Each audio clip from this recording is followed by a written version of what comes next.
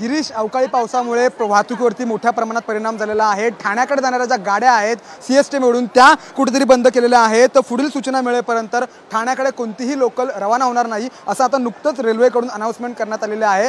तसंच ठाण्याकडे जाणारे AC local देखील रद्द करण्यात आलेले आहेत। 10 ते 15 मिनिटं ज्या गाड्या होत्या त्या उशिराने धावत होत्या, मात्र आता नुकतीच एक अनाउन्समेंट झालेली आहे की ठाण्याकडे जाणारी जी लोकल असेल ती पुढील सूचना मिळेपर्यंत कोणतीही लोकल जाणार नाही। आपल्यासोबत काही प्रवासी आहेत, आपण त्यांच्यासोबत बातचीत करणार आहोत की नेमकी काय त्यांची भावना आहे। आता काय सांगाल, किती वेळ तू उभा आहेस रेल्वे स्थानकावरती? अर्धा तास झाला मला मी उभा इकडे।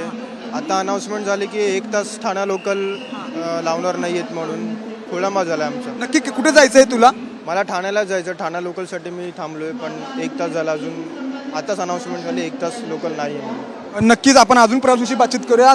काका, काय सांगाल, किती वेळ तुम्ही रेल्वे स्थानकावरती उभे आहात आणि किती वेळ झाला अजून रेल्वे तुमची आलेली नाही?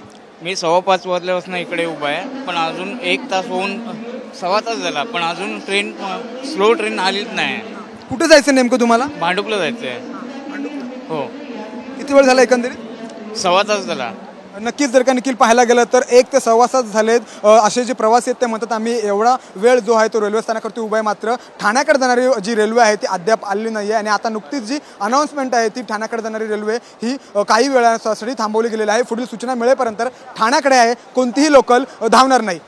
म्हणजे आपण बघतोय की ठाण्याकडे जाणारे लोकल तासाभरापासून बंद आहे। दुसरीकडे रस्ते मार्ग देखील खोळंबा झालेला आहे, वाहतूक विस्कळीत झाले। मुंबई ते ठाणे दरम्यानची मेट्रो सेवा ठप्प झालेली आहे।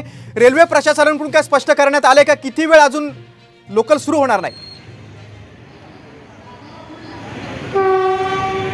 नक्कीच गिरीश, जर का पाहायला गेलं तर थोड्या वेळापूर्वीच रेल्वेने अनाउन्समेंट केलं आहे की लवकरात लवकर जी वाहतूक आहे ती सुरळीत करण्यात येईल। मात्र आता पुढील सूचना मिळेपर्यंत कोणतीही जी लोकल आहे ती ठाण्याकडे धावणार नाही। मात्र लवकरात लवकर आम्ही या जी वाहतूक आहे ती सुरळीत करण्याचा प्रयत्न करू असं देखील रेल्वेने आता सांगितलेलं आहे।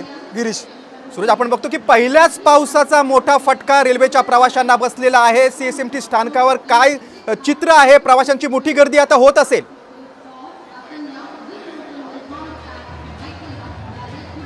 नक्कीच निखिल, गिरीश, मी तुला दाखवायचा प्रयत्न करेल की जी प्रवासाची संख्या आहे ती मोठ्या प्रमाणात रेल्वे स्थानकावरती वाढलेली आहे। या ठिकाणी जर का पाहायला गेलं तर ही जी गर्दी आहे ती सर्व गर्दी जी आहे ती ठाण्याकडे जाणारी आहे, कारण ठाण्याकडे जाणाऱ्या रेल्वेवरती परिणाम झालेला आहे। ठाण्याकडे जाणारी लोकल जी आहे ती थांबवलेली आहे पुढील सूचना मिळेपर्यंत।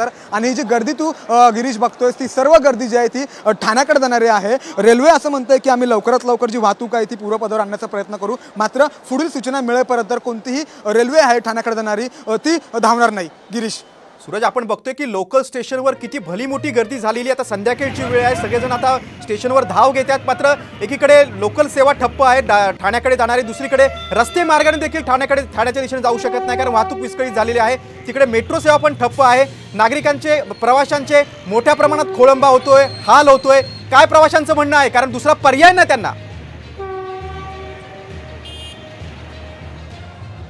नक्कीच आपण पुन्हा एकदा प्रवाशांकडे जाऊया। दादा, काय सांगाल, तुम्ही किती वेळ रेल्वे स्थानकावरती उभे आहात? कारण आता रेल्वे वाहतुकीवरती देखील परिणाम झालेला आहे आणि जे बस असेल किंवा इतर वाहतूक असेल त्यावरती देखील परिणाम झालेला आहे। किती वेळ झाला तुम्ही रेल्वे स्थानकावरती उभे आहात आणि नेमकं तुम्हाला कुठे जायचं? 5:30 वाजल्यापासून इथे उभा आहे।